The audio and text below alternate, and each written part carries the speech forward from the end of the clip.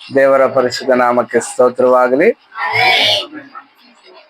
ಈ ಒಳ್ಳೆಯ ಕುಟುಂಬಾಶೀರ್ವಾದ ಕೂಟದಲ್ಲಿ ಈ ರೀತಿಯಾಗಿ ನಾವು ಸೇರಿಕೊಳ್ಳುವಂತೆ ಕರ್ತನು ನಮಗೆ ಸಹಾಯ ಮಾಡಿದ್ದಕ್ಕಾಗಿ ದೇವರಿಗೆ ವಂದನೆಗಳು.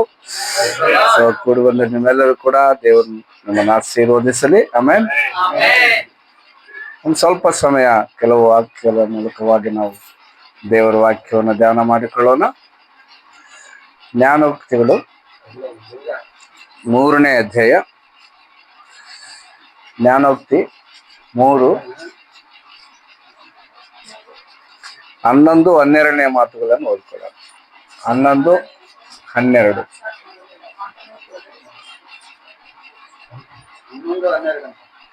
ಯಾರೋ ಒಬ್ರು ಓದಿ. ಮಗನೇ, ಯೆಹೋವನ ಶಿಕ್ಷೆಯನ್ನು ತಾತ್ಸಾರ ಮಾಡಬೇಡ. ಮಗನೇ, ಯೆಹೋವನ ಶಿಕ್ಷೆಯನ್ನು ತಾತ್ಸಾರ ಮಾಡಬೇಡ. ಆತನು ನಿನ್ನನ್ನು ಗದರಿಸುವಾಗ ಬೇಸರಗೊಳ್ಳಬೇಡ. ತಂದೆಯು ತನ್ನ ಮುದ್ದು ಮಗನನ್ನು ಗದರಿಸುವಂತೆ ಯೆಹೋವನು ತಾನು ಪ್ರೀತಿಸುವವರನ್ನೇ ಗದರಿಸುತ್ತಾನೆ. ಆಮೆನ್. ಇದೇನು ಟ್ಯೂಷನ್ ಅಲ್ಲ, ಮತ್ತೆ ಮತ್ತೆ ಹೇಳ್ಕೊಡ್ತಾ ಇರಕ್ಕೆ. ಬೈಬಲ್ ಓದ್ಬೇಕಾದ್ರೆ ಸ್ಪಷ್ಟವಾಗಿ ಓದ್ಬೇಕು. ಹಲ್ಲೆಲೂಯಾ. ಮಗನೇ, ಯೆಹೋವನ ಶಿಕ್ಷೆಯನ್ನು ತಾತ್ಸಾರ ಮಾಡಬೇಡ. ಆತ ನಿನ್ನನ್ನು ಗದರಿಸುವಾಗ ಬೇಸರಗೊಳ್ಳಬೇಡ. ತಂದೆಯು ತನ್ನ ಮುದ್ದು ಮಗನನ್ನು ಗದರಿಸುವಂತೆ ಯೆಹೋವನು ತಾನು ಪ್ರೀತಿಸುವವನನ್ನೇ ಗದರಿಸುತ್ತಾನೆ. ಹಲ್ಲೆಲೂಯಾ. ದೇವರ ಶಿಕ್ಷೆ ಮತ್ತು ದೇವರ ಶೋಧನೆ ಅಥವಾ ದೇವರು ಗದರಿಸುವುದು, ಈ ಶಿಕ್ಷೆ ಗದರುವಿಕೆ ಇವೆರಡೂ ಕೂಡ ಮನುಷ್ಯನಿಗೆ ಬಹಳ ಪ್ರಾಮುಖ್ಯವಾಗಿ ಬೇಕಾಗಿರತಕ್ಕಂಥ ವಿಷಯಗಳು. ಅದರಲ್ಲೂ ವಿಶ್ವಾಸಿಗಳಾಗಿರುವಂತ ನಮಗೆ ದೇವರ ಗದರಿಸುವಿಕೆ ಇಲ್ಲದೆ ಹೋದರೆ ನಾವು ಸರಿಯಾಗಿ ಕರ್ತನಲ್ಲಿ ನೆಲೆಯಾಗಿರೋದಕ್ಕೆ ಸಾಧ್ಯ ಆಗೋದಿಲ್ಲ. ಜೊತೆಗೆ ನಮ್ಮ ಜ್ಞಾನ, ನಮ್ಮ ಬುದ್ಧಿ, ನಮ್ಮ ವಿವೇಕವನ್ನು ನಾವು ಆಶ್ರಯಿಸ್ಕೊಂಡು ನಡೀತಾ ಇರ್ತೀವಿ. ಅಂತ ಸಂದರ್ಭದಲ್ಲಿ ದೇವರು ಕೆಲವು ಸಾರಿ ನಮ್ಮನ್ನು ಶಿಕ್ಷಿಸಿ ತನ್ನ ಜ್ಞಾನವನ್ನು ನಮಗೆ ಅನುಗ್ರಹಿಸ್ತಾ ಇರ್ತಾನೆ. ಅದರಿಂದ ನಮ್ಮ ಭಕ್ತಿ ಜೀವಿತ ಯಥಾರ್ಥವಾದ ರೀತಿಯಲ್ಲಿ ನಡೆಯಬೇಕಾದ್ರೆ ಕರ್ತನ ಶಿಕ್ಷೆಯನ್ನು ಅನುಭವಿಸುವಂತ ಕೃಪೆ ನಾವು ಹೊಂದ್ಕೊಂತಾ ಇರ್ಬೇಕು. ಆಮೇಲೆ ಯಾಕಂದ್ರೆ ಶಿಕ್ಷೆ ಬೇಡ ಅಂತಂದ್ರೆ ಅವನ ಮಗನಾಗಿರ್ಲಿಕ್ಕೆ ಸಾಧ್ಯ ಇಲ್ವಂತ. ಶಿಕ್ಷೆ ಅಷ್ಟು ಬಹಳ ಪ್ರಾಮುಖ್ಯವಾದದ್ದು. ಯಾಕಂದ್ರೆ ಚಿಕ್ಕ ವಯಸ್ಸಲ್ಲಿ ನಾವು ಮಕ್ಕಳನ್ನ ಏನ್ ಮಾಡ್ತೀವಿ, ದಂಡಿಸ್ತೀವಿ, ಶಿಕ್ಷಿಸ್ತೀವಿ. ಕಾರಣ ಏನು? ಅವರು ದಾರಿ ತಪ್ಪಿ ನಡೆಯಬಾರದು, ಒಳ್ಳೆ ಬುದ್ಧಿವಂತರಾಗಿ ಯೋಗ್ಯರಾಗಿ ಸಮಾಜದಲ್ಲಿ ಕುಟುಂಬದಲ್ಲಿ ಅವರು ಆಶೀರ್ವಾದಕರವಾಗಿ ಇರಬೇಕೆಂಬುದಾಗಿ ತಂದೆ ತಾಯಿಗಳು ಏನ್ ಮಾಡ್ತಾರೆ, ಮಕ್ಕಳನ್ನ ಗದರಿಸ್ತಾರೆ, ಬುದ್ಧಿ ಹೇಳ್ತಾರೆ. ಮತ್ತೆ ನಮ್ಮ ಆತ್ಮಿಕ ಜೀವಿತ ದೇವರ ಸಮ್ಮುಖದಲ್ಲಿ ಆಶೀರ್ವಾದಕರವಾಗಿರಬೇಕಾದ್ರೆ, ನಾವು ಯೋಗ್ಯರಾಗಿ ನಡೀಬೇಕಾದ್ರೆ ನಮ್ಮ ತಪ್ಪುಗಳನ್ನು, ನಮ್ಮ ತಡೆಗಳನ್ನು ನಾವು ಮಾಡಿಕೊಂಡಿರೋ ಕೆಲವು ಏನಂತಾರೆ ಅದನ್ನು ನಮ್ಮನ್ನ ನಾವೇ ಕೆಲವು ಸಾರಿ ಏನ್ ಮಾಡ್ತೀವಿ, ದೇವರ ಮಾತುಗಳಿಗೆ ದೇವರ ವಾಕ್ಯಕ್ಕೆ ವಿರುದ್ಧವಾಗಿ ನಡೆಸಿಕೊಳ್ಳೋ ಪ್ರಯತ್ನಗಳನ್ನು ಸರಿಪಡಿಸದೆ ಹೋದ್ರೆ ನಾವು ಕೂಡ ಪರಲೋಕ ರಾಜ್ಯಕ್ಕೆ ಯೋಗ್ಯರಾಗಿ ನಿಲ್ಲೋದಕ್ಕೆ ಬದುಕೋದಕ್ಕೆ ಸಾಧ್ಯ ಆಗುವುದಿಲ್ಲ. ಅದಕ್ಕೆ ದೇವರ ಶಿಕ್ಷೆಯನ್ನು ಪ್ರತಿಯೊಬ್ಬರು ಕೂಡ ಒಪ್ಕೋಬೇಕಂತ. ಶಿಕ್ಷೆ ಹೇಗಿರುತ್ತದಂತೆ, ತಂದೆ ತನ್ನ ಮುದ್ದು ಮಗನನ್ನು ಗದರಿಸುವಂತೆ ದೇವರು ಗದರಿಸ್ತಾನೆ ಹೊರತು ಪ್ರಾಣ ಮಾತ್ರ ತೆಗೆಯಲ್ವಂತೆ. ಹಲ್ಲೆಲೂಯಾ. ಶಿಕ್ಷೆ ಕೊಟ್ಟರು ನಮಗೆ ನೋವಾಗದಂತೆ ಶಿಕ್ಷೆ ಕೊಡ್ತಾನಂತೆ. ನಮ್ಮನ್ನು ದಂಡಿಸಿದರೂ ನಮ್ಮನ್ನು ಮುದ್ದು ಮಗನಂತೆ ದಂಡಿಸ್ತಾನಂತೆ. ಹಲ್ಲೆಲೂಯಾ. ಕರ್ತನು ಮನುಷ್ಯರ ಮೇಲೆ ಯಾವ ಭಾರ ಹಾಕಬಾರದು ಅಂತಲೇ ಯಾವಾಗಲೂ ದೇವರು ನಮ್ಮ ಮೇಲೆ ದಯೆ ತೋರಿಸ್ತಾನೆ ಇರ್ತಾನೆ. ಅದಕ್ಕೆ ನಾನು ನಿಮ್ಮ ಬಗ್ಗೆ ಯೋಚಿಸುವಾಗ ಹಿತವಾಗಿಯೇ ಯೋಚಿಸ್ತೀನಿ ಅಂತಾರೆ ದೇವರು. ಆಮೇನ್. ನಾವು ನಮ್ಮ ಮಕ್ಕಳ ಬಗ್ಗೆ ಆಲೋಚಿಸುವಾಗ ಅವರು ತಪ್ಪು ದಾರಿಯಲ್ಲಿದ್ದಾಗ, ತಪ್ಪು ಮಾಡಿದಾಗಲೋ ಅಥವಾ ಬೇರೆ ವಿಷಯದಲ್ಲಿ ಅವರು ದಾರಿ ತಪ್ಪಿದಾಗ ನಾವೇನ್ ಮಾಡ್ತೀವಿ, ಎಷ್ಟೇ ಕಠಿಣವಾಗಿ ವರ್ತಿಸಿದ್ರು ಕೂಡ ಮನಸ್ಸಲ್ಲಿ ಎಲ್ಲೋ ಒಂದ್ ಕಡೆ ಅವ್ರ ಬಗ್ಗೆ ನಮಗೆ ಮೃದು ಸ್ವಭಾವ, ಸರಿ ಆಗ್ತಾನೆ ಬಿಡು, ಇನ್ನೊಂದ್ ಸಾರಿ ಅವನ್ ಈ ತರ ಮಾಡಲ್ಲ ಅಂತ ನಾವು ಅನ್ಕೊಂತೀವಿ. ದೇವ್ರ ಮನಸ್ಸು ಅದಕ್ಕಿಂತ ಹೆಚ್ಚು. ಆಮೇನ್. ಅದಕ್ಕೆ ಸ್ವಲ್ಪ ಹೇಳ್ತಾರೆ, ಕೆಟ್ಟವರಾದ ನೀವು ನಿಮ್ಮ ಮಕ್ಕಳಿಗೆ ಒಳ್ಳೆಯದನ್ನು ಕೊಡುವುದಾದ್ರೆ ಪರಲೋಕದಲ್ಲಿ ನಿಮ್ಮ ತಂದೆ ಇನ್ನೆಷ್ಟು ಒಳ್ಳೆಯದನ್ನು ಕೊಡ್ತಾನಲ್ವಾ. ಅದರಿಂದ ದೇವರ ಗದರಿಸುವಿಕೆ, ದೇವರ ಶಿಕ್ಷೆ ನಾವೇನ್ ಮಾಡ್ಬೋದು? ತಾತ್ಸಾರ ಮಾಡಬಾರ್ದು, ಅಲಕ್ಷ್ಯ ಮಾಡಬಾರ್ದು, ನೆಗ್ಲೆಕ್ಟ್ ಮಾಡಬಾರ್ದು. ಅದಕ್ಕೆ ಸತ್ಯವೇದದಲ್ಲಿ ಕೆಲವರು ಈ ರೀತಿ ನೆಗ್ಲೆಕ್ಟ್ ಮಾಡಿದಂಥವ್ರು ಕೆಲವರು ಇದ್ದಾರೆ. ನಾವು ಕೂಡ ಆ ರೀತಿ ಮಾಡ್ತಾ ಇರ್ತೀವಿ ಅಂತ ಅವರ ಸ್ಟೋರಿಗಳು ನಾವು ಸತ್ಯವೇದ ನೋಡ್ತೀವಿ. ಅಂತ ಒಬ್ಬ ವ್ಯಕ್ತಿಯನ್ನು ಈ ರಾತ್ರಿ ನಾನು ನಿಮಗೆ ಪರಿಚಯ ಮಾಡ್ತೀನಿ. ನಮ್ಮ ಸತ್ಯವೇದವನ್ನು ಯೆರೆಮೀಯನ ಗ್ರಂಥ 34ನೇ ಅಧ್ಯಾಯಕ್ಕೆ ತೆಗೆಯೋಣ. ಯೆರೆಮೀಯ 34ನೇ ಅಧ್ಯಾಯ 2ರಿಂದ 5 ಓದೋಣ. ಇಸ್ರಾಯೇಲರ ದೇವರಾದ ಯೆಹೋವನು ಇಂತೆನ್ನುತ್ತಾನೆ, ನೀನು ಯೆಹೂದದ ಅರಸನಾದ ಚಿದ್ಕೀಯನ ಬಳಿಗೆ ಹೋಗಿ ಅವನಿಗೆ ಹೀಗೆ ಹೇಳು, ಯೆಹೋವನ ಮಾತನ್ನು ಆಲಿಸು. ಇಗೋ, ನಾನು ಈ ಪಟ್ಟಣವನ್ನು ಬಾಬೆಲಿನ ಅರಸನ ಕೈವಶ ಮಾಡುವೆನು. ಅವನು ಅದನ್ನು ಬೆಂಕಿಯಿಂದ ಸುಟ್ಟು ಬಿಡುವನು. ನೀನು ಅವನ ಕೈಯಿಂದ ತಪ್ಪಿಸಿಕೊಳ್ಳಲಾರದೆ ಹಿಡಿಯಲ್ಪಟ್ಟು ಅವನ ವಶವಾಗುವೆ. ಬಾಬೆಲಿನ ಅರಸನ ಸಮಕ್ಷಮದಲ್ಲಿ ನಿಲ್ಲುವೆ. ಅವನು ನಿನ್ನ ಸಂಗಡ ಎದುರಾಗಿ ಮಾತಾಡುವನು. ನೀನು ಬಾಬೆಲಿಗೆ ಗಡಿಪಾರಾಗುವೆ. ಆದರೂ ಯೆಹೂದದ ಅರಸನಾದ ಚಿದ್ಕೀಯನೇ, ಯೆಹೋವನ ಮಾತನ್ನು ಕೈಗೊಳ್ಳು. ಯೆಹೋವನು ನಿನ್ನ ವಿಷಯವಾಗಿ ಇಂತೆನ್ನುತ್ತಾನೆ, ನೀನು ಕೇಳಿ ಕೈಗೊಂಡರೆ ಖಡ್ಗದಿಂದ ಹತನಾಗುವುದಿಲ್ಲ, ಸುಖವಾಗಿ ಸಾಯುವೆ. ನಿನಗಿಂತ ಮುಂಚಿನ ನಿನ್ನ ಪಿತೃಗಳಾದ ಅರಸರಿಗೆ ಧೂಪ ಹಾಕಿದ ಪ್ರಕಾರ ನಿನಗೂ ಹಾಕುವರು. ಅಯ್ಯೋ ಪ್ರಭುವೇ ಎಂದು ನಿನಗಾಗಿ ಗೋಳಾಡುವರು. ನಾನೇ ನುಡಿದಿದ್ದೇನೆ ಎಂದು ಯೆಹೋವನು ಅನ್ನುತ್ತಾನೆ. ಆಮೆನ್. ಹಲ್ಲೆಲೂಯಾ. ಇಲ್ಲಿ ಯೆಹೂದ್ಯದ ಅರಸನಾದ ಚಿದ್ಕೀಯನ ಬಗ್ಗೆ ಯೆರೆಮೀಯನು ಪ್ರವಾದಿಸ್ತಾ ಇದ್ದಾನೆ. ಈ ಚಿದ್ಕೀಯನು ಯಾರಂದ್ರೆ ಯೆರೂಸಲೇಮನ್ನು ಆಳಿದಂತ ಕೊನೆಯ ಅರಸರಲ್ಲಿ ಒಬ್ಬ. ಯೋಷಿಯ ಗೊತ್ತಲ್ವಾ? ಯೋಷಿಯನ ಮಕ್ಕಳಾದ ಯೆಹೋಹಾಜನು ಅನ್ನುವಂತ ಒಬ್ಬ ಅರಸನು ಬರ್ತಾನೆ. ಅವನ ತಮ್ಮ ಈ ಚಿದ್ಕೀಯ. ಈತ ಯೆಹೋಹಾಜನ ಮಕ್ಕಳಿಬ್ಬರು ಇರ್ತಾರೆ, ಯೆಹೋಯಾಕೀಮ್ ಮತ್ತು ಯೆಹೋಯಾಕೀನ್ ಅಂತ. ಅವರಿಬ್ಬರನ್ನು ದೇವರು ತೆಗೆದುಹಾಕಿದ ಮೇಲೆ ಈ ಬಾಬೇಲ್ ಅರಸನಾದಂತ ನೆಬೂಕದ್ನೆಚ್ಚರನು ಏನ್ ಮಾಡ್ತಾನೆ, ಈ ಚಿದ್ಕೀಯನನ್ನು ಅಥವಾ ಇವನ ಹೆಸರು ಯೆಹೋಯಾಕೀನ್ ಎಂಬುದಾಗಿ ಇವನನ್ನೇ ನೇಮಿಸ್ತಾನೆ. ಚಿದ್ಕೀಯನ್ ಎಂಬ ಹೆಸರಿಟ್ಟು ಇವನನ್ನು ಅರಸನಾಗಿ ನೇಮಿಸ್ತಾನೆ.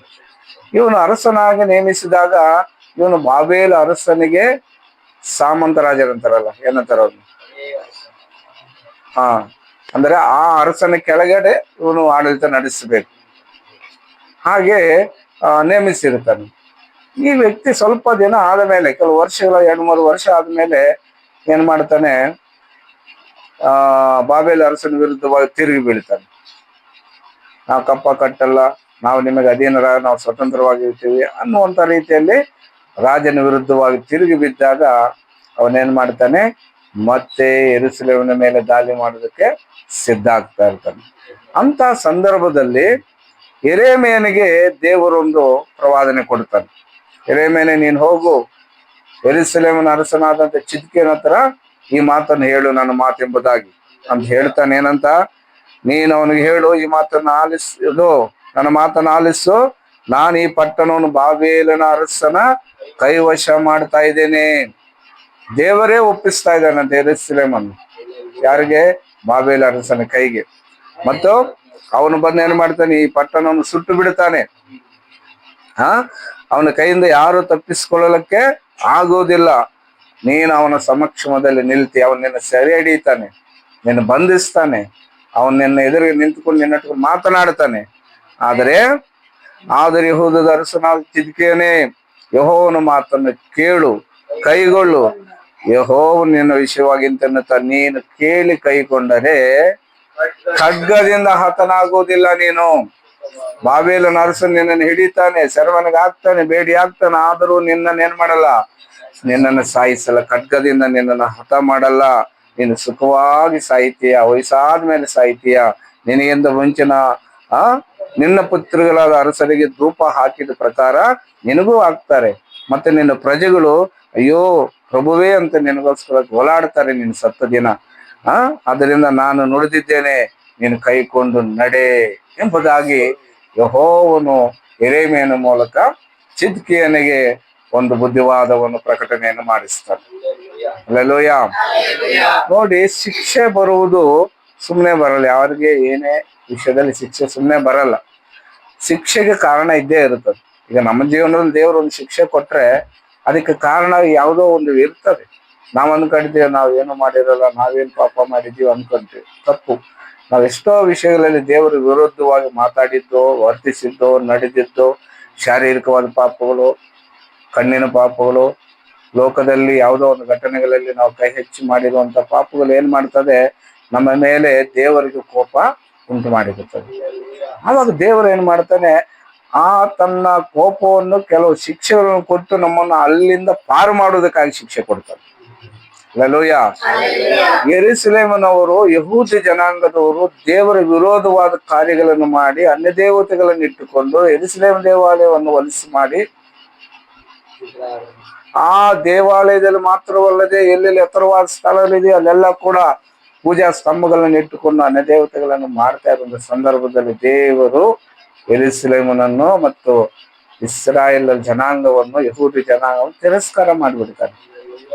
ಸೊ ಹಾಗಾಗಿ ಆ ದೇಶದಲ್ಲಿರುವಂತ ಅನ್ಯಾಯ, ಅಕ್ರಮ, ಪಾಪವನ್ನು ತೊಳೆಯಬೇಕು ಎಂಬುದಾಗಿ ದೇವರು ನಿರ್ಧಾರ ಮಾಡಿದ ಮೇಲೆ ಬಾಬೇಲ್ ಅರಸನನ್ನು ಅವ್ರ ಮೇಲೆ ಕಳಿಸ್ತಾ ಇದ್ದಾನೆ. ಅವನು ಬಂದು ಒಂದ್ಸಾರಿ ದಾಳಿ ಮಾಡಿ ರಾಜನ್ನ ಚೇಂಜ್ ಮಾಡ್ಬಿಟ್ಟು ಹೋಗ್ತಾನೆ. ಆದ್ರೆ ಚಿದ್ಕೀಯನಿಗೆ ಅಧಿಕಾರ ಕೊಟ್ಟಾದ್ಮೇಲೆ ಇವನು ತಿರುಗಿ ಬೀಳ್ತಾ ಇದ್ದಾನೆ. ತಿರುಗಿ ಬಿದ್ದಾಗ ಯೆಹೋವನು ಏನ್ ಹೇಳ್ತಾರೆ, ಯೆರೆಮೀಯನೇ ನೀನು ಹೋಗಿ ಅವನು ಎಚ್ಚರಿಸು, ಇದು ನನ್ನ ಕೈಯಿಂದ ನಡೀತಾ ಇರೋದು, ನಾನು ಹೇಳಿದ್ರಿಂದ ನಡೀತಾ ಇದೀಗ, ನನ್ನ ಒಪ್ಪಿಗೆಯಿಂದ ನಡೀತಾ ಇರುವಂತದ್ದು, ನಾನೇ ಒಪ್ಪಿಸ್ಕೊಟ್ಟಿದ್ದೇನೆ ಈ ದೇಶವನ್ನು. ಹಾಗಾಗಿ ಅವನು ತಿರುಗಿ ಬೀಳಬೇಡ ಅಂತ ಹೇಳು, ಅವನ ವಿರುದ್ಧವಾಗಿ ಏನೋ ಮಾಡಕ್ ಹೋಗ್ಬೇಡ, ನೀನು ಶರಣಾಗ್ಬಿಡು. ಅವ್ನು ನಿನ್ನ ಹಿಡ್ಕೊಂಡು ಹೋಗ್ಲಿ, ಅವ್ನು ಹಿಡ್ಕೊಂಡು ಹೋಗ, ನಾವು ರಾಜ್ಯದಲ್ಲಿ ಇಟ್ಕೊಳ್ಳಿ, ತೊಂದರೆ ಇಲ್ಲ, ನೀನು ಸುಖವಾಗಿರ್ತೀಯ, ನಿನ್ನ ಪ್ರಾಣ ಹೋಗಲ್ಲ, ನಿನ್ನ ಮಕ್ಕಳ ಪ್ರಾಣ ಹೋಗಲ್ಲ, ನಿನ್ನ ಕುಟುಂಬ ಹಾಳಾಗಲ್ಲ, ನೀವು ಅಲ್ಲಿ ಸುಖವಾಗಿದ್ದು ಸಾಯ್ತೀಯ, ಇಲ್ಲವೇ ಈ ದೇಶಕ್ಕೆ ತಿರುಗಿ ಬರುತ್ತೀಯ. ಅದರಿಂದ ನನ್ನ ಮಾತನ್ನು ನೀನು ಕೇಳಿ ಕೈಕೊಂಡ್ರೆ ನಿನಗೆ ಒಳ್ಳೇದಾಗತ್ತೆ, ನೀನು ಶರಣಾಗ್ಬಿಡು ಆತನಿಗೆ ಅಂತ ಹೇಳ್ತಾನೆ. ಹಲ್ಲೆಲೂಯಾ. ಕೆಲವು ಸಾರಿ ನಾವು ಕೆಲವು ವಿಚಾರಗಳಲ್ಲಿ ದೇವರಿಗೆ ಶರಣಾಗ್ಬೇಕು. ಯಾವ ರೀತಿ ಅಂತಂದ್ರೆ, ಶಿಕ್ಷೆ ಕೊಟ್ಟಾಗ ಶರಣಾಗ್ಬಿಡ್ಬೇಕು. ನಾವು ನಮ್ಮ ದರ್ಬಾರ್ ತೋರಿಸುವುದಕ್ಕೆ ನಾನೇನ್ ತಪ್ಪು ಮಾಡಿನ ದೇವ್ರೆ, ಏನ್ ನನ್ನೆಲ್ಲ ಈ ತರ ಮಾಡ್ತಿದ್ದೆ, ಅವರೆಲ್ಲ ಚೆನ್ನಾಗಿದ್ದಾರೆ. ಹಲ್ಲೆಲೂಯಾ. ಈ ರೀತಿಯಾದ ಏನಾದರೂ ದುರ್ವರ್ತನೆ ನಾವು ಮಾಡುವುದಾದ್ರೆ ಭಾರಿ ಕಷ್ಟಕ್ಕೆ ಸಿಕ್ಕಾಕೊಂತೇವೆ ನಾವು. ಹಲ್ಲೆಲೂಯಾ. ಯಾಕಂದ್ರೆ ದೇವರಿಗೆ ವಿಧೇಯರಾದರೆ ನಮ್ಮ ಪಾಪಗಳು ಎಷ್ಟಿದ್ರು ದೇವರು ಕ್ಷಮಿಸ್ಬಿಡ್ಲಿಕ್ಕೆ ಶಕ್ತನಾಗಿದ್ದಾನೆ. ನಾವು ಪಾಪಗಳನ್ನು ಮುಚ್ಕೊಂಡ್ಬಿಟ್ಟು ಅಥವಾ ಇತರರ ಪಾಪಗಳನ್ನು ಅಲ್ಲಿ ಹೇಳ್ಬಿಟ್ಟು ನಾವು ಸಾಚಾಗಳು, ನಾವು ಒಳ್ಳೆಯವರು ಅಂತ ಏನಾದ್ರು ದೇವ್ರ ಮುಂದೆ ವಾದ ಮಾಡಕ್ ಹೋದ್ರೆ ಖಂಡಿತ ಶಿಕ್ಷೆ ಭಯಂಕರವಾಗಿರುತ್ತೆ. ಈ ಚಿದ್ಕೀಯನಿಗೆ ಇಷ್ಟೆಲ್ಲಾ ಬುದ್ಧಿವಾದ ಹೇಳಿದ್ರು, ಇಷ್ಟೆಲ್ಲಾ ಒಳ್ಳೆ ಮಾತು ಹೇಳಿದ್ರು ಕೊಟ್ಟರು ಕೂಡ ಅವನೇನ್ ಮಾಡ್ಲಿಲ್ಲ, ಮಾತು ಕೇಳಲಿಲ್ವಂತ. ಹಲ್ಲೆಲೂಯಾ. ಅವನ್ ಯಾವ ರೀತಿ ತಿರಸ್ಕಾರ ಮಾಡ್ತಾ ಇದ್ದಾನೆ ನೋಡಿ ವಾಕ್ಯದಲ್ಲಿ. ಯೆರೆಮೀಯ ಗ್ರಂಥದಲ್ಲಿ 38ನೇ ಅಧ್ಯಾಯ 24ನೇ ವಚನ, 24ನೇ ಮಾತು, 38ನೇ ಅಧ್ಯಾಯ 24. ಈ ಮಾತುಗಳು ಯಾರಿಗೂ ತಿಳಿಯದಿರಲಿ, ತಿಳಿಯದಿದ್ದರೆ ನೀನು ಸಾಯೆ. ನಾನು ನಿನ್ನ ಸಂಗಡ ಮಾತಾಡಿದ ಸುದ್ದಿಯನ್ನು ಪ್ರಧಾನರು ಕೇಳಿ ನಿನ್ನ ಬಳಿಗೆ ಬಂದು, ನೀನು ಅರಸನಿಗೆ ಹೇಳಿದ್ದನ್ನು ನಮಗೆ ತಿಳಿಸು, ನಮಗೆ ಮರೆಮಾಡದಿದ್ದರೆ ನಿನ್ನನ್ನು ಕೊಲ್ಲೆವು, ಅರಸನು ನಿನಗೆ ಹೇಳಿದ್ದನ್ನು ತಿಳಿಸು ಎಂದು ಪ್ರಶ್ನೆ ಮಾಡಿದ ಪಕ್ಷದಲ್ಲಿ ನೀನು ಅವರಿಗೆ, ಯೆಹೋನಾಥಾನನ ಮನೆಗೆ ನನ್ನನ್ನು ತಿರುಗಿ ಸೇರಿಸಬೇಡ, ಅಲ್ಲೇ ಸತ್ತೇನು ಎಂದು ಅರಸನಿಗೆ ಬಿನ್ನಹ ಮಾಡಿಕೊಂಡೆನು ಎಂಬುದಾಗಿ ಹೇಳು ಎಂದು ಅಪ್ಪಣೆ ಕೊಟ್ಟನು. ಹಲ್ಲೆಲೂಯಾ. ಯೆರೆಮೀಯನಿಗೆ 1 ಸಾರಿ ಅಲ್ಲ 2 ಸಾರಿ ಅಲ್ಲ 3 ಸಾರಿ ಹೇಳ್ತಾ ಇದ್ದಾನೆ, ನೀನ್ ಶರಣಾಗ್ಬಿಡು, ನೀನು ಒಪ್ಕೊಂಡ್ಬಿಡು. ದೇವರು ಹೇಳಿದ್ದಾನೆ, ಈ ಪಟ್ಟಣವನ್ನು, ಈ ದೇಶವನ್ನು ಬಾಬೇಲ್ ಅರಸನಿಗೆ ವಶ ಮಾಡ್ತಾ ಇದ್ದಾನಂತೆ. ಇದು ದೇವರ ಅಪ್ಪಣೆಯಿಂದ ನಡೀತಾ ಇದೆ. ನೀನ್ ಯಾವುದೇ ಕಾರಣಕ್ಕೂ ತಿರುಗಿ ಬೀಳಬೇಡ, ಯುದ್ಧ ಘೋಷಣೆ ಮಾಡಬೇಡ, ನೀನು ಸೈನ್ಯವನ್ನು ರೆಡಿ ಮಾಡಬೇಡ, ನೀನು ಸುಮ್ಮನೆ ಇರು. ಅವನು ಬಂದು ನಿನ್ನ ಮೇಲೆ ದಾಳಿ ಮಾಡಿದ್ರೆ ಶರಣಾಗ್ಬಿಡು.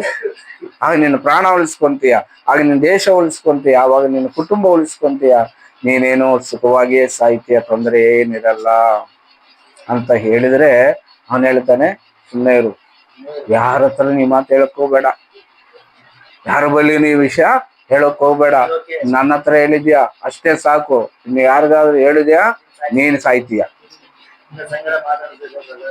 ಯಾರಾದ್ರೂ ಒತ್ತಾಯ ಮಾಡಿ ನಿನ್ನೇನಾದ್ರು ಏನ್ ಹೇಳಿದೆ, ಪ್ರವಾದನೆ ಹೇಳಿದೆ ಅಲ್ಲ ರಾಜನ ಹತ್ರ, ಏನಂತ ಹೇಳಿದೆ ಅಂತ ಅವ್ರೇನ ನಿನ್ನ ಬೆದರಿಕೆ ಒಡ್ಡಿ ನಿನ್ನ ಮೇಲೆ ದಾಳಿ ಮಾಡಿ ಹೇಳಲೇಬೇಕಂದ್ರೆ ಏನಂತ ಹೇಳ್ತೀವಿ ಬಿಡು, ಏನ್ ಹೇಳ್ತೀಯ, ನಾನು ಯೋನಾಥಾನ ಮನೇಲಿ ಇರ್ತೀನಿ ಅಂತ ಹೇಳು, ಅದನ್ನು ಕೇಳ್ಕೊಂಡೋಕ್ಕೆ ನಾನು ಹೋಗಿದ್ದೆ, ನನ್ನನ್ನು ಇಲ್ಲಿಂದ ಬಿಡಿಸಿ ಯೋನಾತನ ಮನೆ ಕಳಿಸ್ಬಿಡು ಅಂತ ಕೇಳಕ್ ಹೋಗಿದ್ದೆ ಅಂತ ಹೇಳು ಅಂತ ಅವನಿಗೆ ಸುಳ್ಳು ಹೇಳೋದನ್ನು ಕಲಿಸ್ತಾ ಇದ್ದಾನೆ. ಪ್ರವಾದಿಗೇನೆ ಬೇರೊಂದು ವಿಷಯ ಅವನ ಪ್ರವಾದನೆ ಹೇಳ್ತಾ ಇದ್ದಾನೆ, ಸುಳ್ಳು ಪ್ರವಾದನೆ. ಅಲ್ಲೆಲ್ಲೂಯ. ನೋಡಿ, ಕೆಲವರು ಹೆಂಗಿರ್ತಾರಂದ್ರೆ ಹಠವಾದಿಗಳು. ಅವ್ರ ಹೃದಯದಲ್ಲಿ ಬೇರೆಯವ್ರ ಮಾತು ಒಪ್ಪಿಕೊಳ್ಳುವುದಕ್ಕೆ ಅವಕಾಶನೇ ಕೊಡಲ್ಲ. ಒಂಥರ ವಿಚಿತ್ರವಾಗಿರ್ತಾರೆ ವರ್ತನೆ. ಅವ್ರ ವರ್ತನೆ ನಂಗೆ, ನಾವೆಷ್ಟೇ ಬುದ್ಧಿ ಹೇಳಿದ್ರು ಅವ್ರು ತಿರುಗಿ ನಮಗೆ ಬುದ್ಧಿ ಹೇಳ್ತಾ ಇರ್ತಾರೆ. ನೀನ್ ಈ ರೀತಿ ಮಾಡು, ಸರಿ ಇಲ್ಲ, ಇದನ್ನ ತಿದ್ದುಕೋ, ನೀನ್ ಈ ರೀತಿ ಮಾಡಿದ್ಯಲ್ಲ ಸರಿ ಇಲ್ಲ, ಸರಿಯಾಗ್ಬಿಡು ಅಂತಂದ್ರೆ ಸುಮ್ಮನೆ ಇರೋ, ಅವ್ರಂಗೆ ಇವ್ರಂಗೆ. ನಾನೇನ್ ಮಾಡಿದ್ದೇನೆ, ನಾನು ಚೆನ್ನಾಗೇ ಇದ್ದೀನಲ್ಲ, ನನಗೆ ನೆನ್ಸ್ಕೊಂಡಾಗ ಆ ರೀತಿ ಯಾವತ್ತೂ ನಾನು ಮಾಡಿಲ್ಲ. ಅಲ್ಲೆಲ್ಲೂಯ. ನಾನು ಪರ್ಫೆಕ್ಟ್ ಆಗಿದ್ದೀನಿ, ನಿನ್ಗೆ ಯಾರೋ ರಾಂಗ್ ಇನ್ಫಾರ್ಮೇಶನ್ ಮಾಡಿದ್ದಾರೆ ಅಂತ ಹೇಳ್ಬಿಡ್ತಾರೆ. ಈಗ ನಾವು ಅವ್ರಿಗೆ ಇನ್ನೇನು ಹೇಳಕ್ಕಾಗಲ್ಲ. ಅಲ್ಲೆಲ್ಲೂಯ. ಹೋಗಿಲ್ಲ, ನನ್ಗೆ ಹೇಳಿದ್ದನ್ನು ಇನ್ನೊಬ್ಬರ ಹತ್ರ ಏನೋ ಹೇಳಕ್ ಹೋಗ್ಬೇಡ, ಏನೋ ಬೈ ಮಿಸ್ಟೇಕ್ ಆಗಿದ್ರು ಆಗಿರುತ್ತದೆ, ಯಾರಿಗೂ ಹೇಳಕ್ ಹೋಗ್ಬೇಡ ಅಂತ. ಈ ರೀತಿಯಾದ ಸ್ವಭಾವಗಳು ನಮ್ಮ ಜೀವಿತದಲ್ಲಿ ಏನಾಗುತ್ತೆ ಗೊತ್ತಾ, ದೇವರ ಕೃಪೆಯನ್ನು ನಷ್ಟಪಡಿಸಿಬಿಡ್ತದೆ. ದೇವರ ಕೃಪೆ ನನ್ನ ಮುಂದೆ ದೂರ ಹೋಗ್ಬಿಡ್ತದೆ. ಯಾಕಂದ್ರೆ ದೇವರು ನಮ್ಮ ಬಗ್ಗೆ ಕೃಪೆ ತೋರಿಸ್ತಾ ಇದ್ದಾನೆ. ಹೆಂಗಾದ್ರೂ ಇವನು ತಪ್ಪಿಸ್ಕೊಳ್ಳಿ ಶಿಕ್ಷೆಯಲ್ಲ, ಹೇಗಾದ್ರೂ ಇವನು ಇಲ್ಲಿಂದ ಪಾರಾಗಲಿ ಅಂತ ದೇವರು ಹೇಳಿ ಕಳಿಸಿದ್ರೆ, ನಾವು ತಿರುಗಿ ಇನ್ನೊಂದು ಮಾತು ಅವನಿಗೆ ಹೇಳಿ ಕಳಿಸಿದ್ರೆ ಹೆಂಗಿರ್ತದೆ? ಚಿದ್ಕೇನ ಏನ್ ಮಾಡ್ತಾ ಇದ್ದಾನೆ, ಯೆರೆಮೀಯನ ಮಾತನ್ನು ತಿರಸ್ಕಾರ ಮಾಡ್ತಾರೆ. ಅಂದ್ರೆ ದೇವರ ಮಾತನ್ನು ಅವನೇನ್ ಮಾಡ್ತಾ ಇದ್ದಾನೆ, ತಿರಸ್ಕಾರ ಮಾಡ್ತಾನೆ. ಮುಖ ತೊಳ್ಕೊಳ್ಳೋ. ಯಾಕಂದ್ರೆ ದೇವರು ನಮ್ಮ ಬಗ್ಗೆ ಇಟ್ಟಿರುವಂತ ಕೆಲವು ಸಂಗತಿಗಳು ನಾವು ವ್ಯರ್ಥ ಮಾಡ್ಕೊಂತ ಇದ್ವಿ. ಅಲ್ಲೆಲ್ಲೂಯ. ನಾವು ಈ ಹೊತ್ತಿಂದನೇ ಆಲೋಚನೆ ಮಾಡ್ತಾ ಇದ್ವಿ, ನಾಳೆ ಒಂದು ಉನ್ನತವಾದ ಸ್ಥಿತಿ ದೇವರು ನಮ್ಗೆ ಇಟ್ಟಿದ್ದಾನೆ ಅನ್ನೋದನ್ನು ಮರೆತು ಹೋಗ್ತಾ ಇದ್ವಿ. ಆಮೆನ್. ಅದಕ್ಕೆ ಕರ್ತನ ಮಾತು ಸದಾಕಾಲ ಇರುತ್ತದದು. ಆ ಮಾತಿಗೆ ನೀನು ಒಳಪಟ್ರೆ ನೀನು ಸದಾಕಾಲ ಬದುಕ್ತೀಯ ಅಷ್ಟೇ. ಅದಕ್ಕೆ ನಿನಗೆ ಯಾರಾದರೂ ಗದರಿಸಿದರಾ, ಯಾರಾದ್ರೂ ನಿನ್ನನ್ನು ಎಚ್ಚರಿಸಿದರಾ, ಯಾರಾದ್ರೂ ನಿನ್ನ ತಪ್ಪನ್ನು ಎತ್ತಿ ಹಿಡಿದರಾ, ನೀನು ಸಂತೋಷ ಪಡ್ಬೇಕು. ದೇವ್ರೆ ತುಂಬಾ ಥ್ಯಾಂಕ್ಸ್ ದೇವ್ರೆ, ನನ್ನ ತಪ್ಪನ್ನು ನನಗೆ ಅರಿವು ಮಾಡಿಸೋದಕ್ಕೆ ಯಾರನ್ನೋ ಕಳಿಸಿದ್ಯಾ, ನೀನು ದೂತನ್ನು ಕಳಿಸಿದ್ಯಾ ನೀನು.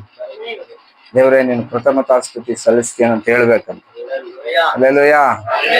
ಅದಕ್ಕೆ ಸೌಲನ ಹತ್ರ ಸಮುವೇಲ ಒಂದು ತಪ್ಪು ಹೇಳಿದಾಗ, ನೀನ್ ಮಾಡಿದ ತಪ್ಪು ರಾಂಗ್ ಮಾಡಿದ್ಯಾ ಅಂದಾಗ, ನಾನು ನಿನ್ನ ದೇವರಿಗೆ ಯಜ್ಞ ಮಾಡಿದ್ದೆ, ನಾನೇನ್ ತಪ್ಪು ಮಾಡಿದ್ದೆ?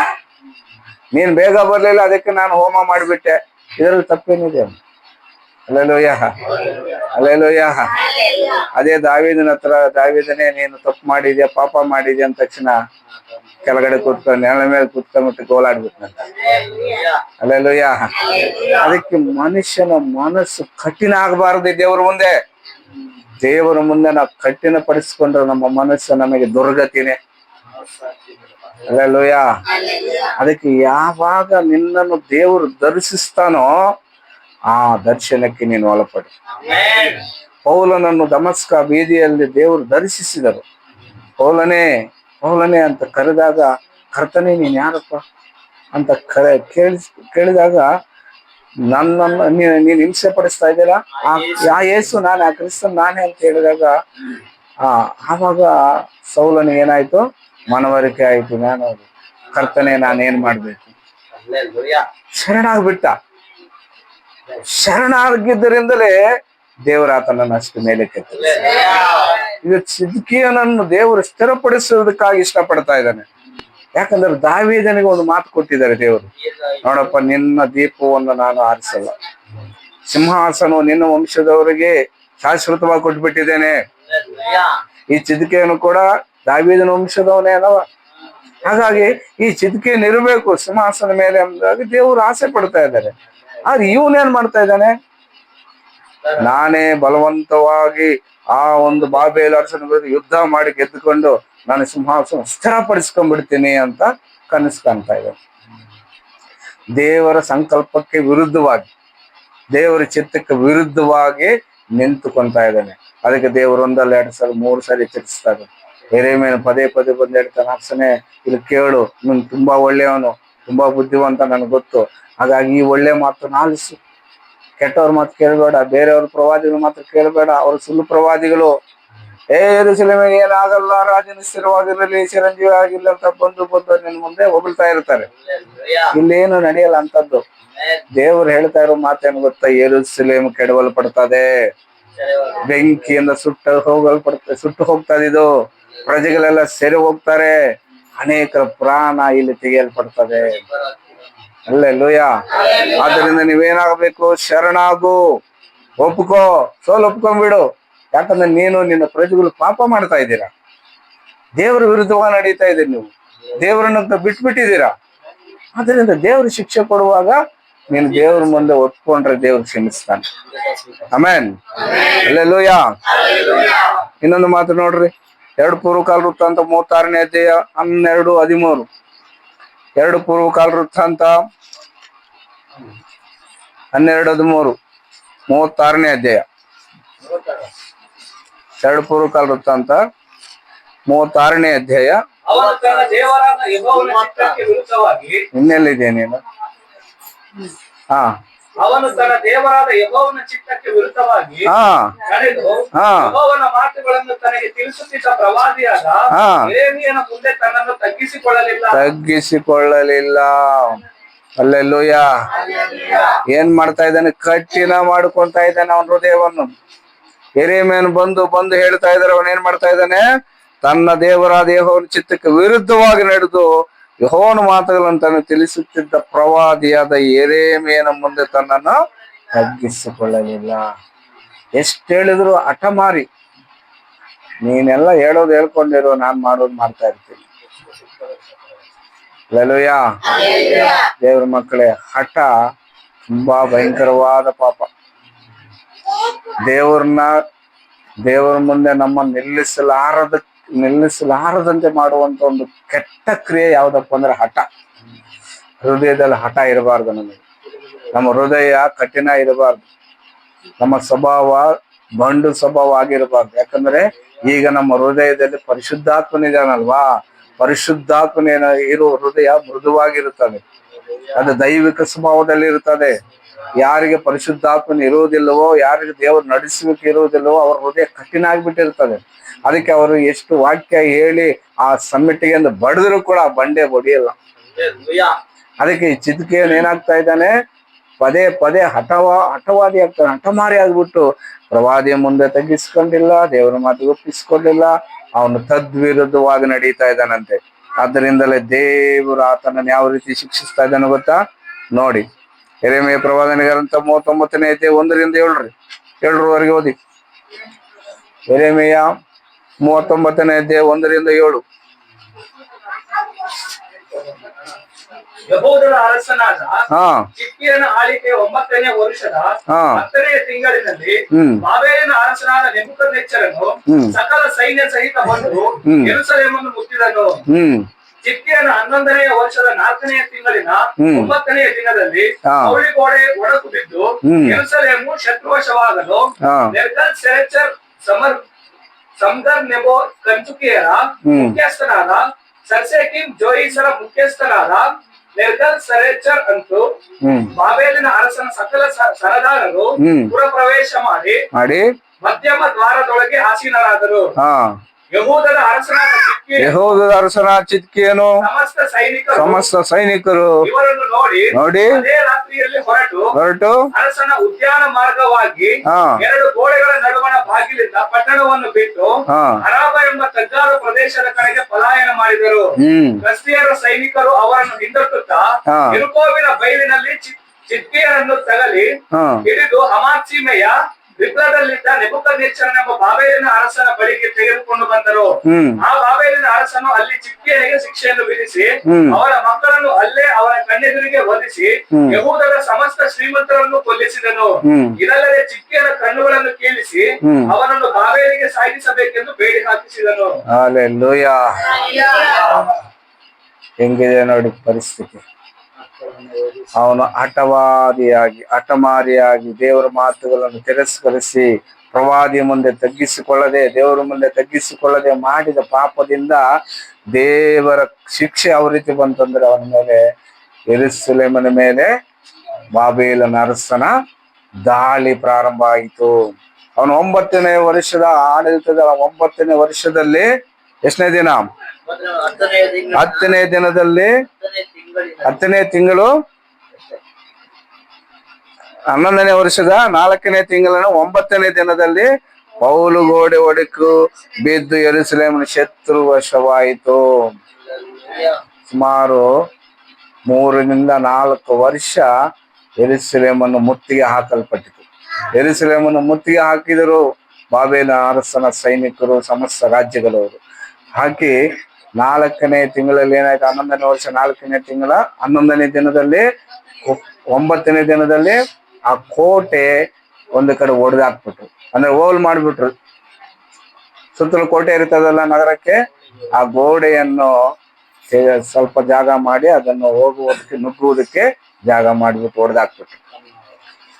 ಆವಾಗ ಅವನ ಯಾರು ನೆಬೂಕದ್ನೆಚ್ಚರನ ಸೈನ್ಯದ ಅಧಿಕಾರಿಗಳು, ಕಂಚುಗಳು ಎಲ್ಲರೂ ಒಳಗಡೆ ಬಂದು ಸೇರಿ ಅವರು ಕೂತ್ಕೊಂಡು ಮಧ್ಯದಲ್ಲಿ ಸಿಂಹಾಸನ ಹಾಕಿಸ್ಕೊಂಡು ಕೂತ್ಕೊಂಡವ್ರಂತೆ.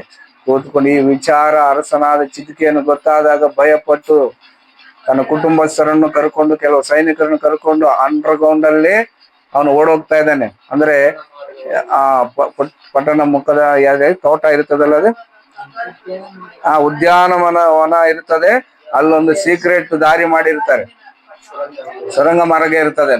ಆ ಮಾರ್ಗವಾಗಿ ಅವನು ಅವನ ಕುಟುಂಬಸ್ಥರನ್ನು ಕರ್ಕೊಂಡು, ಸೈನ್ಯ ಕರ್ಕೊಂಡು, ಸ್ವಲ್ಪ ಸೈನ್ಯವನ್ನು ಅವನು ಓಡಿ ಹೋಗಿ ಪಲಾಯನ ಮಾಡ್ತಾನೆ.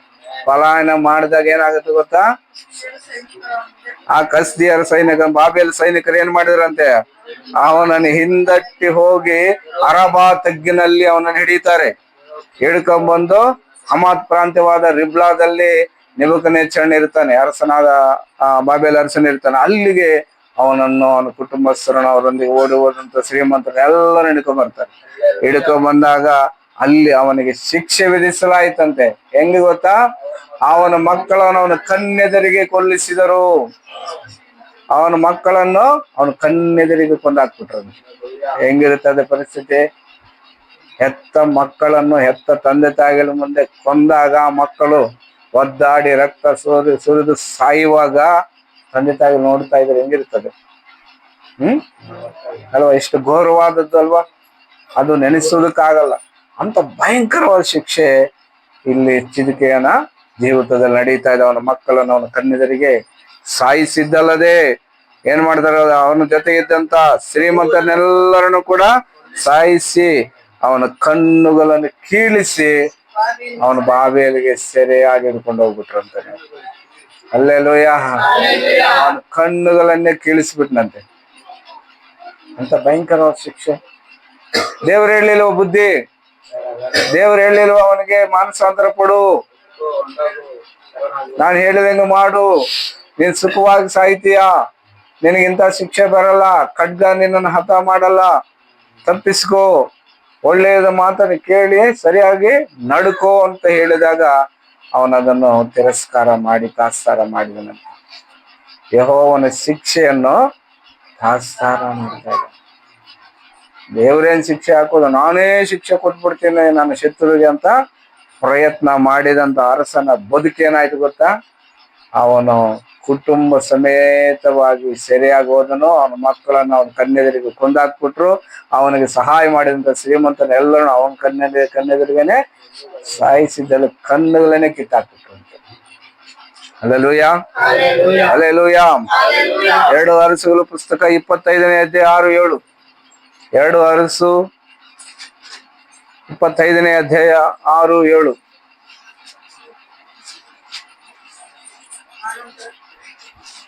ಅನಂತರ ಕಸ್ದೀಯರು ಅವನನ್ನು ರಿಬ್ಲಾದಲ್ಲಿದ್ದ ತಮ್ಮ ಅರಸನ ಬಳಿಗೆ ತೆಗೆದುಕೊಂಡು ಬಂದು ಅವನಿಗೆ ಶಿಕ್ಷೆಯನ್ನು ವಿಧಿಸಿದರು. ಅವನ 2 ಮಕ್ಕಳನ್ನು ಅವನ ಎದುರಿನಲ್ಲಿಯೇ ವಧಿಸಿ ಬೇಡಿ ಹಾಕಿ 2 ಕಣ್ಣುಗಳನ್ನು ಕಿತ್ತು ಬಾಬೆಲಿಗೆ ತೆಗೆದುಕೊಂಡು ಹೋದರು. ಮಕ್ಕಳನ್ನು ಕೊಲ್ಲಿಸಿ ಕಣ್ಣುಗಳನ್ನು ಕಿತ್ತಿಸಿ ಅವನನ್ನು ಸೆರೆಮನೆಗೆ ಹಾಕುವುದಕ್ಕಾಗಿ ಸೆರೆಗೆ ಬಾಬೆಲ್ ದೇಶಕ್ಕೆ ತೆಗೆದುಕೊಂಡು ಹೋಗ್ಬಿಟ್ರು.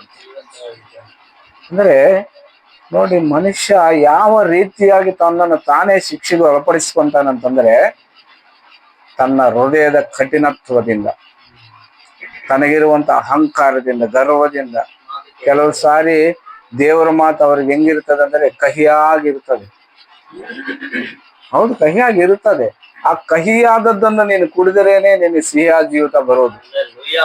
ನೀನು ದೇವರು ಕಠಿಣವಾಗಿ ಮಾತಾಡ್ತಾ ಇದ್ದಾನಂದ್ರೆ ಇದು ದೇವ್ರ ಮಾತಲ್ಲ, ಇವನೇ ಸ್ವಯಂವಾಗಿ ಇವನೇ ಆಲೋಚನೆ ಮಾಡಿ ಏನೇನೋ ಹೇಳ್ತಾ ಇದ್ದಾನೇನೋ ಅಂತ ಭಾವಿಸಿ ತಿರಸ್ಕಾರ ಮಾಡಿ ಆ ಮಾತನ್ನು ತಾತ್ಸಾರ ಮಾಡಿ ಕೈಗೊಳ್ಳದೆ, ಒಪ್ಪಿಕೊಳ್ಳದೆ, ತಗ್ಗಿಸಿಕೊಳ್ಳದೆ, ಪಾಪವನ್ನು ಅರಿಕೆ ಮಾಡದೆ ನಮ್ಮ ಇಷ್ಟಾನುಸಾರ ನಾವು ಬದುಕಿಸುವ ಅಂತ ಅಂದ್ಕೊಂಡ್ರೆ ಏನಾಗುತ್ತೆ? ಕೊನೆಗೆ ದೇವರ ಶಿಕ್ಷೆ ಅವರ ಮೇಲೆ ಭಯಂಕರವಾಗಿ ಬರ್ತದೆ. ಹಲ್ಲೆಲೂಯಾ.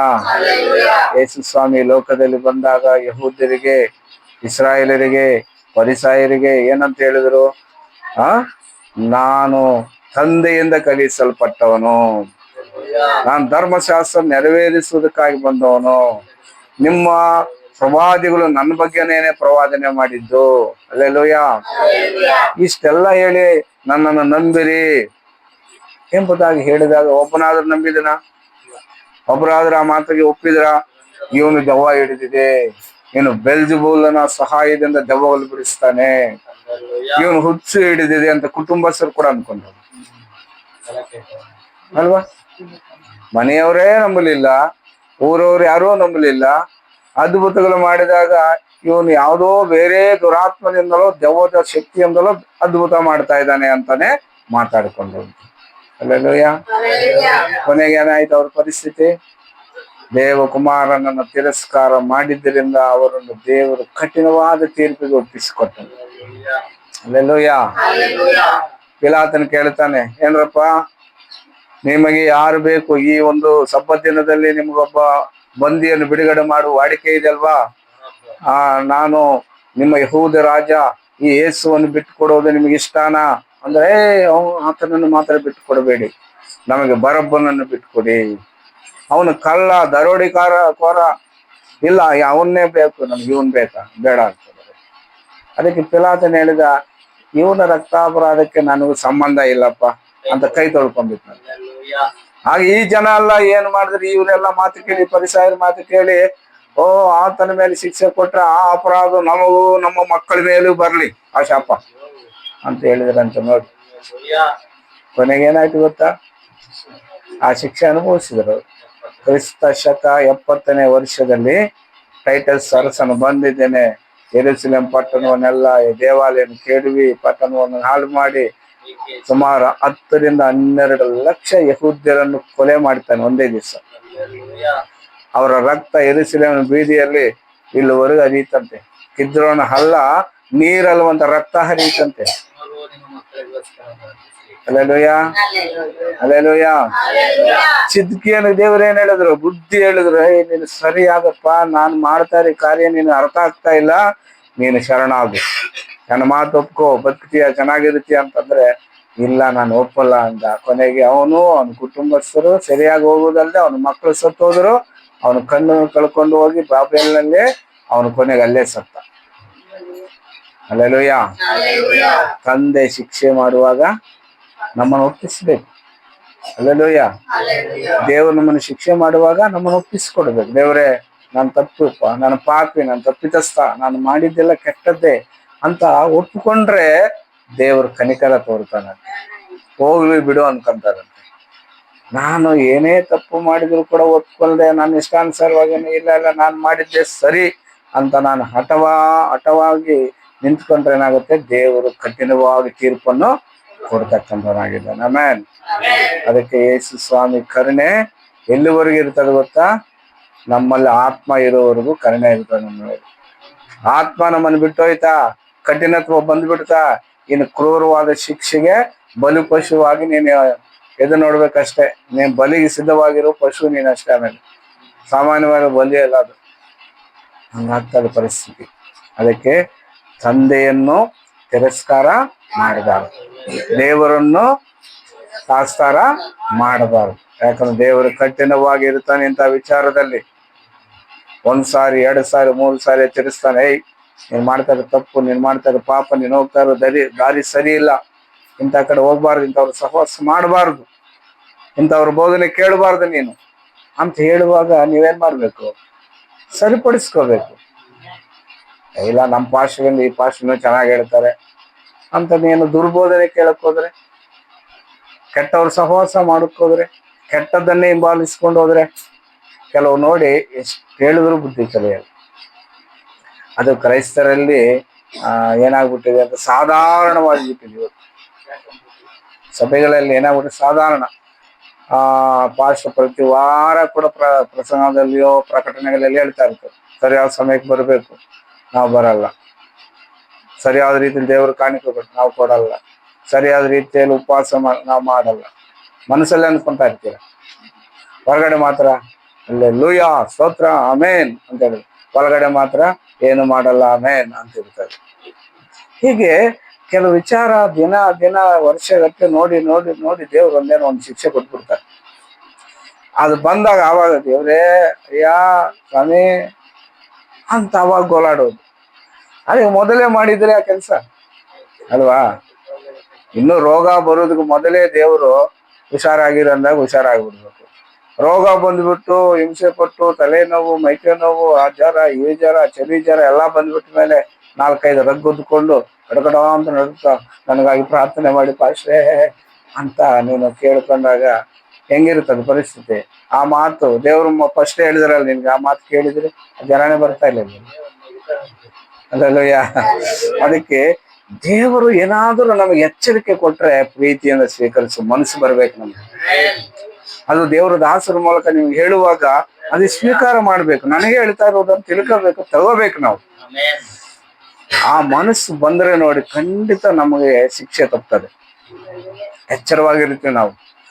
ಎಚ್ಚರವಾಗಿದ್ದು ಈ ಎಲ್ಲಾ ಅಪವಾದಗಳಿಂದ ನಾವು ತಪ್ಪಿಸಿಕೊಂಡು ದೇವರ ಸಮಕ್ಷಮದಲ್ಲಿ ಸುರಕ್ಷಿತವಾಗಿರುತ್ತೀವಿ. ಒಂದು ವೇಳೆ ಏನಾದ್ರು ನಮಗೆ ಸ್ವಲ್ಪ ಶಿಕ್ಷೆ ಕೊಟ್ಟರು ಕೂಡ ದೇವರು ಸರಿಪಡಿಸಿಕೊಂಡು ನಮ್ಮನ್ನು ಮತ್ತೆ ನಿಲ್ಲಿಸ್ಕೊಂತಾ ಇರ್ತಾರೆ. ಅಲ್ಲೆಲ್ಲೂಯ. ಯಾರು ಮಕ್ಕಳನ್ನ ಸಾಯಿಸ್ಕೋಬೇಕಂತ ಇಷ್ಟಪಡಲ್ಲ, ಸಾಯಿಸ್ಕೊಂತಾರ. ನಮ್ಮನ್ನು ಅದು ಪ್ರೀತಿಯಿಂದ ದೇವರು ಸೇರಿಸ್ಕೊಂಡಿದ್ದಾನೆ. ಎಂತ ಪ್ರೀತಿ? ತನ್ನ ಮಗನ ರಕ್ತದ ಮೂಲಕ ನಮ್ಮನ್ನು ಪ್ರೀತಿಸಿದ್ದಾನೆ ನೋಡಿ. ನಾವು ಆತನ ಕಡೆ ತಿರುಗಲಾರದು ಅಂತ ದೇವ್ರು ಗೊತ್ತಾದ ಮೇಲೆ ಏನಾಯ್ತು? ತನ್ನ ಮಗನನ್ನೇ ಕೊಟ್ಟು ನಮ್ಮನ್ನು ಪ್ರತ್ಯೇಕಿಸಿಕೊಂಡು ಆರಿಸಿಕೊಂಡು ತನ್ನ ಮುಂದೆ ತನ್ನ ಶರೀರವಾಗಿ ಇಟ್ಕೊಂಡ್ರೆ, ನಾವು ಮತ್ತೆ ಅಪರಾಧಗಳನ್ನು ಮಾಡೋದಕ್ಕೆ ಹೋದ್ರೆ ಮತ್ತೆ ದೇವರ ವಿರುದ್ಧವಾಗಿ ಇಸ್ರಾಯೇಲ್ ತರ ಹಠಮಾರಿಗಳಾದ್ರೆ ಏನಾಗುತ್ತೆ?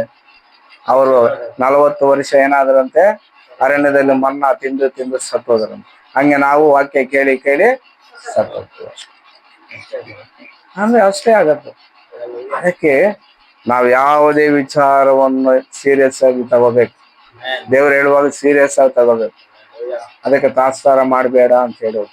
ತಾತ್ಸಾರ ಅಂದ್ರೆ ಕೇಳಿ ಕೇಳಿದಂಗೆ ತಿರಸ್ಕಾರ ಮಾಡ್ಬಿಟ್ಟು ಇರ್ಲಿ ಬಿಡು, ಅವ್ರು ಹೇಳ್ಕೊಂತ ಇರ್ತಾರೆ, ಅವ್ರಿಗೆ ಏನ್ ಕೆಲಸ ಇಲ್ಲ ಅಂತ ನೀನೇನಾದ್ರೂ ನೆನೆಸ್ಕೊಂಡ್ರೆ ಕಠಿಣವಾದ ತೀರ್ಪಿಗೆ ಒಳಗಾಗ್ತೀಯ.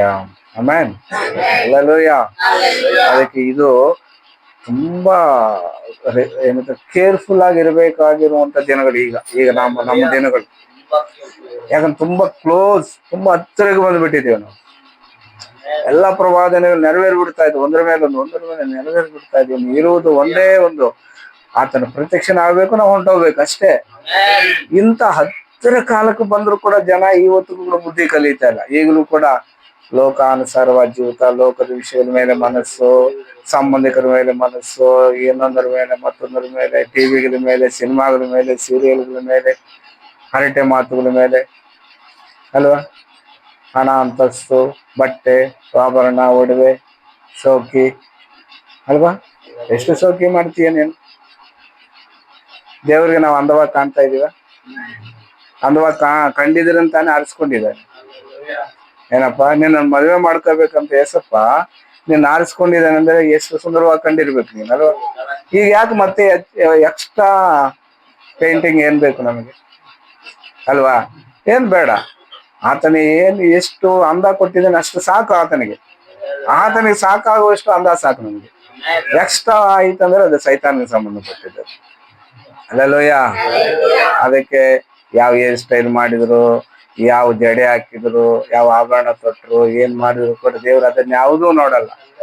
ಈ ಹೃದಯದಲ್ಲಿ ಅಂದ ಇರ್ಬೇಕು ನೀವು, ಹೃದಯದಲ್ಲಿ ಆತ್ಮ ಇರ್ಬೇಕು, ಹೃದಯದಲ್ಲಿ ಏಸಪ್ಪ ಇರ್ಬೇಕು. ಆತನಿಗೆ ಸ್ಥಾನ ಕೊಟ್ರೆ ನಿನ್ನಷ್ಟು ಅಂದವಾದಂತ ಚಂದವಾದಂತ ಹುಡುಗ ಯಾರು ಇಲ್ಲ ಅವ್ರಿಗೆ ಆಮೇನ್. ಅದಕ್ಕೆ ಆತನ ಹೇಳ್ತಾನೆ ನೀನ್ ಈ ತರ ಬಟ್ಟೆ ಹಾಕೋಬೇಡ ಅಂತಂದಾಗ ನಾವು ಆಯ್ತು ದೇವ್ರೆ ನಿನ್ಗೆ ಇಷ್ಟ ಇಲ್ಲ ಅಂದ್ರೆ ನಾನು ಅವ್ರು ನಮ್ಮನ್ನ ಸೇರಿಸ್ಕೋಬೇಕಾಗಿರೋದು, ಲೋಕ ಅಲ್ಲ ನಮ್ಮನ್ನ ಸೇರಿಸ್ಕೊಳ್ಳೋದು, ಹೌದಲ್ವಾ?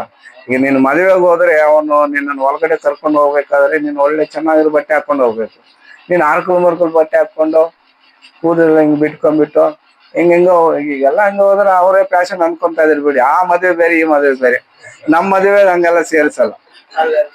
ಈ ಮದುವೆಗಳಿಗೆ ಇಲ್ಲಿಂದ ಇಲ್ಲಿಗೆ ಹಾಕೋಬೇಕು, ಸ್ಕರ್ಟ್ ಹಾಕೊಂಡು ಹೋದ್ರೆ ಅವ್ರನ್ನ ತುಂಬಾ ಸಾಹುಕಾರರು ಶ್ರೀಮಂತರು ಅಂತ, ಪೂರ್ತಿ ಬಟ್ಟೆ ಹಾಕೊಂಡ್ರೆ ಅವ್ರು ಬಡವರು ಏನು ಇಲ್ದೇ ಇರೋರು ಅಂತ ಅರ್ಥ ಈಗಿನ ಕಾಲದಲ್ಲಿ, ಅಲ್ವಾ? ಆದ್ರೆ ಏಸಪ್ಪನು ನಮ್ಮನ್ನು ಮದುವೆ ಮಾಡ್ಕೊಳ್ಳುವಾಗ ಹಿಂಗಿದ್ರೆ ಸೇರಿಸ್ಕೊಳ್ಳಲ್ಲ, ಇಟ್ಕೊಂಡ್ ತೆಗೆದು ಹೊರಗಡೆ ಹಾಕ್ತಾರೆ. ನಾವು ನಿಲುವಂಗಿ ತೊಟ್ಕೋಬೇಕು, ನಮ್ಮ ಶರೀರದಲ್ಲಿ ಒಂದು ಭಾಗ ಕೂಡ ಹೊರಗಡೆ ಕಾಣಬಾರ್ದು ಅಂತ. ಈ ಮುಸ್ಲಿಮ್ಸ್ ಬಟ್ಟೆ ಹಾಕೊಂತಾರೆ ನೋಡಿದೀರಾ? ಮುಸ್ಲಿಮ್ಸ್ ಯಹೂದರು ಕೂಡ ಹಾಗೆ ಹಾಕೊಂತ ಇದಾರೆ ಹೆಣ್ಮಕ್ಳು. ಅಂದ್ರೆ ಅವರು ಯಾರಿಗೆ ಅವ್ರ ಮುಖ ತೋರಿಸ್ಬೇಕು, ಗಂಡನ ಮಾತ್ರವೇ ತೋರಿಸ್ಬೇಕು ಅಂತ. ಈಗ ನಾವು ಯಾರಿಗೂ ತೋರಿಸ್ಬೇಕು ನಮ್ಮ ಮುಖನ? ಏಸಪ್ಪನ ಮಾತ್ರ ತೋರಿಸ್ಬೇಕು, ಅವ್ರಿಗೆ ಇಷ್ಟ ಆದ್ರೆ ಸಾಕು.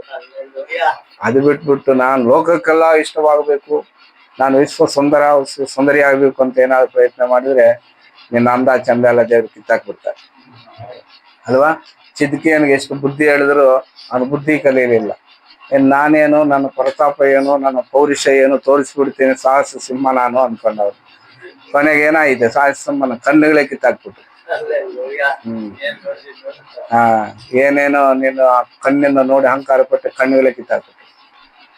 ಅದಕ್ಕೆ ನಾವು ತಗ್ಗಿ ಬಗ್ಗಿ ನಡೀಬೇಕು, ದೇವರ ಮುಂದೆ ಶರಣಾಗತರಾಗಬೇಕು. ಕರ್ತನ ವಚನ ಬಂತ, ಹಲ್ಲೆಲೂಯ.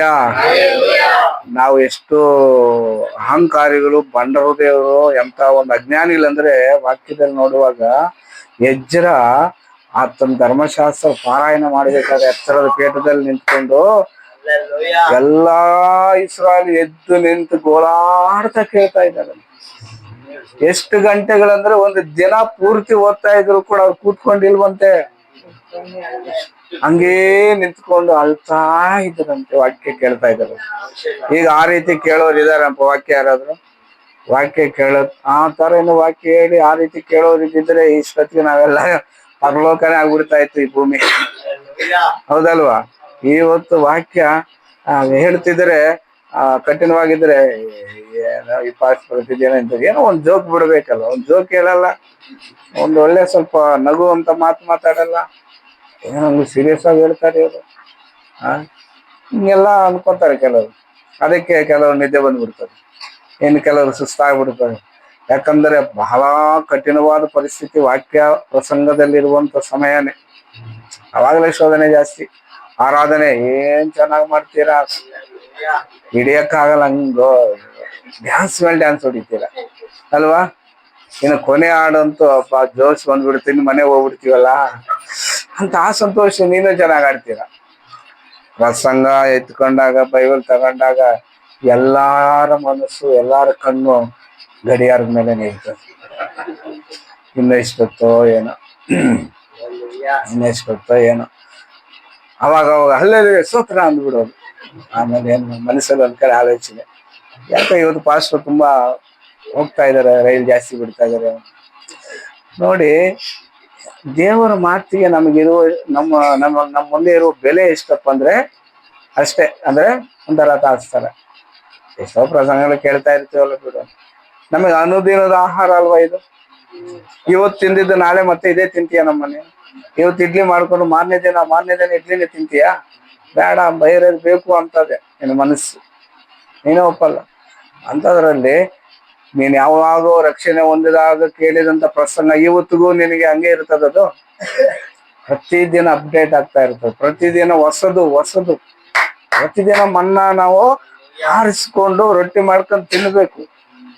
ಅದಕ್ಕೆ ದೇವರ ಮಾತುಗಳನ್ನು ತಿರಸ್ಕಾರ ಮಾಡುವುದಾಗಲಿ, ಆ ಮಾತುಗಳು ಕಠಿಣವಾಗಿದ್ದಾಗ ಅಯ್ಯೋ ಬೇಜಾರು ಮಾಡಿಕೊಂಡು ಬೇಡಪ್ಪ ಅಂದ್ಕೊಳ್ಳೋದಾಗಲಿ ಮಾಡದೆ, ಕರ್ತನ ಮಾತುಗಳಿಗೆ ಒಳಪಡಿ, ದೇವರು ಒಳಪಟ್ರೆ ದೇವ್ರು ಕಾಪಾಡ್ಕೊಂತಾರೆ. ರಕ್ಷಣೆ ಸಂಪಾದನೆ ಮಾಡ್ಕೋಬೇಕಾದ್ರೆ ನಾವೇನಾಗ್ಬೇಕೀಗ? ದೇವರ ವಾಕ್ಯಕ್ಕೆ ಒಳಗಾಗಬೇಕು. ಒಳಗಾದವನು ರಕ್ಷಣೆ ಹೊಂದುತ್ತಾನೆ, ಒಳಗಾಗದವನು ದಂಡನೆಗೆ ಗುರಿಯಾಗ್ತಾನೆ ಅಷ್ಟೇ. ಅದರಿಂದ ದೇವರ ಮಕ್ಕಳೇ, ಕಠಿಣವಾದ ಹೃದಯವನ್ನು ಸಾಯಿಸ್ಬೇಡಿ. ನಮ್ಮ ಮನಸ್ಸಲ್ಲಿ ಮೃದು ಸ್ವಭಾವ ಇರಲಿ. ಪರಿಶುದ್ಧಾತ್ಮನ ಸ್ವಭಾವ ನಮಗೆ ಕೊಡ್ತಾನೆ. ಆ ಪ್ರೀತಿ ರಸವನ್ನು ನಮ್ಮ ಹೃದಯದಲ್ಲಿ ತುಂಬುತ್ತಾನಂತೆ. ಆಮೆನ್. ಅದರಿಂದ ಕರ್ತನ ವಾಕ್ಯಕ್ಕೆ ನಾವು ತಗ್ಗಿಸಿಕೊಳ್ಳೋಣ, ಒಪ್ಪಿಸಿಕೊಳ್ಳೋಣ, ಶರಣಾಗೋಣ. ಆತನ ಮಾತು ನಮ್ಮನ್ನು ಬದುಕಿಸ್ತಾರೆ. ಆತನ ತಟ್ಟಿದರೆ ಎದ್ದೇಳೋಣ. ಆತನು ಒಂದು ವೇಳೆ ಒಂದೇಟು ಹೊಡೆದರೆ ಭರಿಸೋಣ. ಕರ್ತನೆ, ನೀನು ನನ್ನ ತಂದೆಯಾಗಿದ್ದಿ ಅಂತ ಕೇಳಿ ದೇವರ ಹತ್ರ ಶರಣಾಗಿ ದೇವರ ಪಾದಕ್ಕೆ ನಾವು ಒಪ್ಪಿಸಿಕೊಡುವಾಗ, ದೇವರ ಮಕ್ಕಳೇ, ಖಂಡಿತ ದೇವರು ನಮ್ಮನ್ನು ಶಿಕ್ಷೆಯಿಂದ ತಪ್ಪಿಸ್ತಾನೆ, ಶೋಧನೆಯಿಂದ ತಪ್ಪಿಸ್ತಾನೆ, ಬಲಹೀನತೆಗಳಿಂದ ತಪ್ಪಿಸ್ತಾನೆ. ಒಂದು ವೇಳೆ ಪಾಪದಲ್ಲಿ ಬೀಳುವ ಸಮಯದಲ್ಲಿ ಕೈ ಹಿಡಿದು ಆತನ ತಪ್ಪಿಸಿ ಕಾಪಾಡಬೇಕು. ಉನ್ನತವಾದ ಒಳ್ಳೆ ಮನಸ್ಸುള്ള ದೇವರು ನಮ್ಮ ದೇವರಾಗಿದ್ದಾನೆ. ಆ ದೇವರ ಮುಂದೆ ಈ ಸಮಯದಲ್ಲಿ ತಗ್ಗಿಸಿಕೊಳ್ಳೋಣ, ಒಪ್ಪಿಸಿಕೊಡೋಣ, ಕರ್ತನ ಮಾತಿಗೊಳಗಾಗೋಣ. ಕರ್ತನೆ ನಮ್ಮನ್ನು ನಡೆಸಯ್ಯ ಅಂತ ದೇವರ ಚಿತ್ತಕ್ಕೆ ಒಪ್ಪಿಸಿಕೊಟ್ಟು ಸಮಯಲ್ಲಿ ಪ್ರಾರ್ಥನೆ ಮಾಡೋಣ. ಪ್ರಾರ್ಥನೆ ನಾವೆಲ್ಲದಕ್ಕೆ ಪ್ರಾರ್ಥಿಸುವ. Thank you Jesus.